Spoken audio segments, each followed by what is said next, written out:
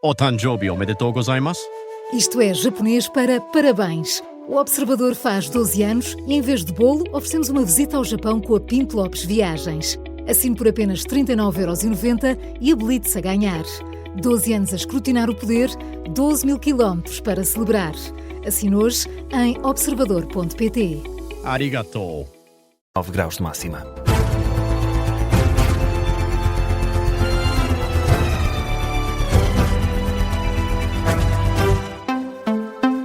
Edição das 10 na Rádio Observador com o Luís Soares. Começamos por Espanha, Luís. Mais de 1.200.000 pessoas assistem a esta hora à Santa Missa, presidida pelo Papa Leão XIV, em Madrid.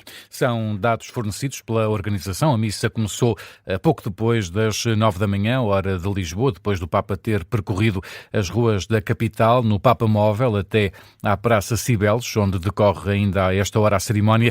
Milhares de pessoas estavam nas ruas de Madrid a acompanhar o percurso do Papa. Algumas não conseguiram entrar no recinto da missa por ter sido atingida a capacidade máxima em alguns dos setores. A polícia encerrou mesmo os acessos à praça. Na homilia que fez há instantes nesta cerimónia, que assinala também o Corpus Christi, o Papa sublinhou a ideia de que a religiosidade que há vários séculos anima a Espanha não deve ser um museu do passado, mas sim uma escola de fé para os nossos dias. De resto, o Leão XIV, na homilia, apelou também ao combate ao egoísmo. Depois da missa, na tarde, o Papa tem ainda um encontro com a comunidade de Agostinhos, na Nunciatura. Depois vai ter também um encontro com o mundo da cultura, da economia e também do desporto. Presidente da República e Primeiro-Ministro encontram-se hoje com a comunidade portuguesa no Luxemburgo, no terceiro e último dia de visita de António José Seguro ao país. Luís Montenegro junta-se ao programa oficial do Presidente da República no Luxemburgo, depois de ter participado na Cimeira da União Europeia nos países Balcãs. Hoje há então esse encontro com alunos e também com a comunidade portuguesa. O chefe de Estado viajou na sexta-feira para Luxemburgo, o dia em que teve um encontro com empresários portugueses. Ontem encontrou-se com os grão-duques, a quem Seguro deixou o convite para que visitem Portugal num futuro próximo. O Presidente da República esteve também reunido com o Primeiro-Ministro luxemburguês. A visita ao Luxemburgo, que marca o início das comemorações oficiais do Dia de Portugal, prossegue depois, essas comemorações prosseguem depois em território nacional, na Ilha Terceira, nos Açores. E hoje pode ser um dia decisivo para o Benfica, isto porque é dia de eleições no Real Madrid que podem definir a continuidade ou a saída de José Mourinho do comando técnico das Águias. E já se vota, as urnas abriram às 8 da manhã, hora portuguesa, eram 9 da manhã em Madrid. Estão habilitados a votar cerca de 70 mil sócios nestas eleições históricas, isto porque o atual presidente Florentino Pérez não tinha rival nas eleições desde 2004. Em estúdio está o jornalista Miguel Pina Andrade para nos ajudar a perceber melhor o que é que estas eleições implicam no futuro do Benfica. E, Miguel, o foco está naturalmente em José Mourinho. Isso mesmo, Luís. Caso o Florentino Pérez se mantenha à frente do clube, José Mourinho é contratado como treinador principal para a próxima temporada. Isto porque o atual dirigente prometeu trazer o Special One para Madrid se vencer as eleições. O Clube da Luz confirmou em comunicado à Comissão do Mercado de Valores Mobiliários a firme intenção de Florentino Pérez contratar Mourinho no valor de 15 milhões de euros. Se, por outro lado, o vencedor for o empresário Henrique Riquelme a vencer, algo que nunca aconteceu na presidência de Florentino Pérez, o negócio pode cair. Este cenário vai obrigar Rui Costa a decidir se fica ou não com José Mourinho ou se avança para outro nome. O mais falado pela imprensa tem sido o de Marco Silva. O treinador português de 48 anos pode regressar a Portugal 10 anos depois de ter saído do Sporting. E, Miguel, estas eleições estão marcadas também por outras promessas eleitorais de ambos os candidatos. Sim, à semelhança do que aconteceu em 2004, quando Luís Figo trocou o Barcelona pelo Real Madrid, fruto de uma promessa feita por Florentino Pérez. Estas eleições também prometem grandes negócios. Para além de ter confirmado a transferência de Mourinho, o atual presidente do Real Madrid promete que, se for eleito, vai apresentar uma oferta recorde na história do clube por um verdadeiro galáctico. 150 milhões de euros. Um jogador que atua do meio campo para a frente, não joga na Premier League, a liga de futebol inglesa, nem é Olise, Doku, Kane ou Haaland. O nome mais falado pela imprensa desportiva tem sido do português Vitinha, médio bicampeão europeu do Paris Saint-Germain. E Henrique Riquelme também fez algumas promessas. Sim, o empresário de 37 anos promete a contratação do avançado do Manchester City, Erling Haaland.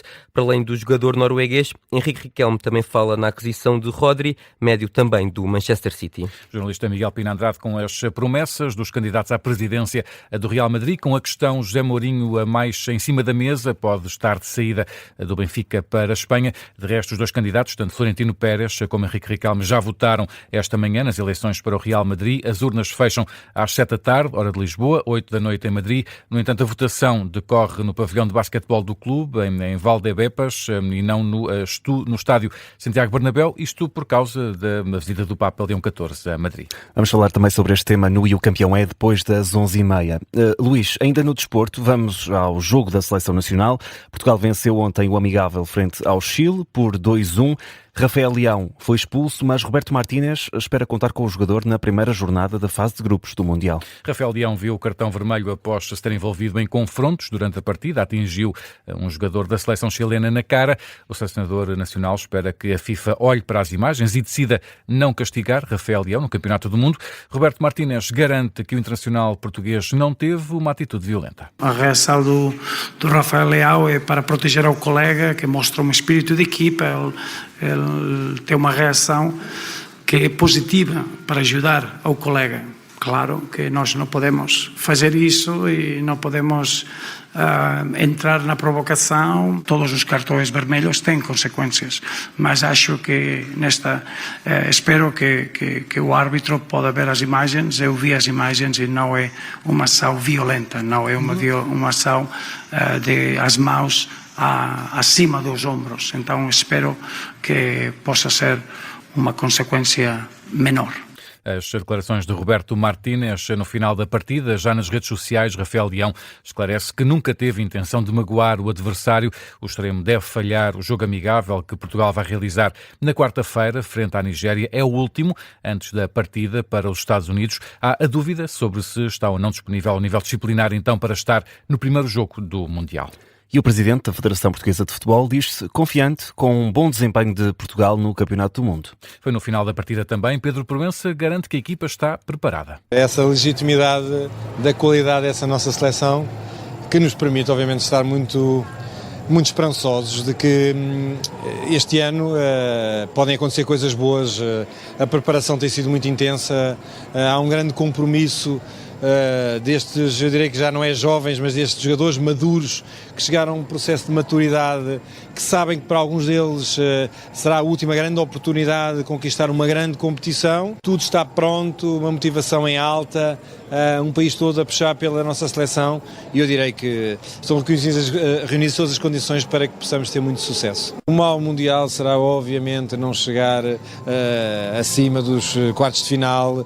É a expectativa de Pedro Proença, presidente da Federação Portuguesa de Futebol, a apontar os quartos de final como um objetivo mínimo da seleção para este Mundial. E a poucos dias do início do Campeonato do Mundo já se sabe que RTP, SIC e TVI confirmaram que há acordo com a FIFA para transmitir os Jogos de Portugal em sinal aberto no Mundial. O jogo de estreia da Seleção Nacional frente à República Democrática do Congo vai ser transmitido pela SIC a 17 de junho, às 6 da tarde.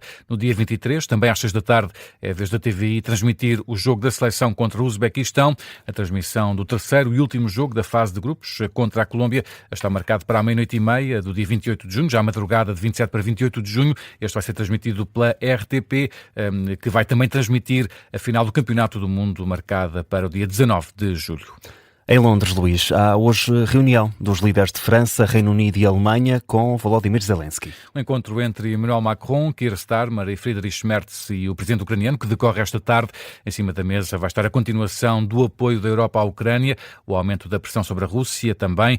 França, Reino Unido e Alemanha querem ainda apostar na reativação da diplomacia internacional para tentar envolver a Rússia em negociações de paz. Lembrar que esta semana Volodymyr Zelensky convidou Vladimir Putin para uma reunião presencial entre os dois, encontro que foi já rejeitado pelo presidente russo. Vai ser um tema já a seguir em destaque no Gabinete de Guerra, numa altura em que são 10h09. Luís, que outros temas estão em destaque a esta hora? Os Estados Unidos dizem ter abatido esta noite 2 drones iranianos no Estreito de Hormuz, é o que dá conta ao Comando Central norte-americano. Entretanto, o Irão voltou a acusar os Estados Unidos de violarem o cessar-fogo em vigor no Médio Oriente. O ministro iraniano dos Negócios Estrangeiros afirma que isso é prova da falta de vontade dos Estados Unidos de reduzir as tensões na região e de chegarem a um acordo de paz. Ele avisa que estas ações terão consequências e que Donald Trump será responsável pelo possível escalar do conflito. Pelo menos 12 pessoas foram baleadas ontem à noite durante um festival no Ohio, nos Estados Unidos. A polícia local avança que as vítimas têm idades compreendidas entre os 14 e os 61 anos. Há 2 em estado grave. Ainda nenhum suspeito do ataque foi detido, mas as forças de segurança procuram pelo menos 2 indivíduos que terão disparado um contra o outro. O Peru decide hoje o próximo presidente do país. Na corrida à liderança está Keiko Fujimori, filha do ex-presidente condenado Alberto Fujimori, candidata pró-Trump, e também Roberto Sánchez, aliado do ex-líder peruano de esquerda, também condenado Pedro Castillo. É também dia de eleições legislativas na Arménia, que decide entre uma liderança do governo pró-Putin ou uma pró-União Europeia.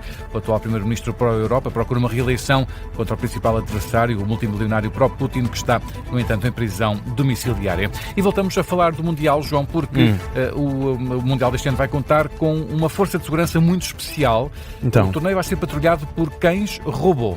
Ok. E o que é concretamente um cão robô? Vamos lá à explicação. Chama-se Spot. É um robô de 4 patas, com uma cabeça repleta de câmaras e de sensores. Um cão robô que pesa o mesmo que um pastor alemão, mais de 30 quilos, mas, por outro lado, não anda a mais do que 5 km por hora, anda devagarinho. Apesar de ser um agente, o Spot vai também, não pode, no entanto, transportar armamento, vai ser um cão patrulha, vai inspecionar e vai monitorizar o espaço do Mundial, enfim, e enviar a informação para quem a puder receber. Não deve ser muito bonito. Provavelmente com tantas não câmaras imagens, setores, aquilo deve apitar por todo lado. Não deve ter pelo, nem nada, nem dá para fazer festinhas, não dá para fazer nada. Cada um tem a patrulha que merece. Ora bem. Fica por aqui o Jornal das 10 com o Luís Soares.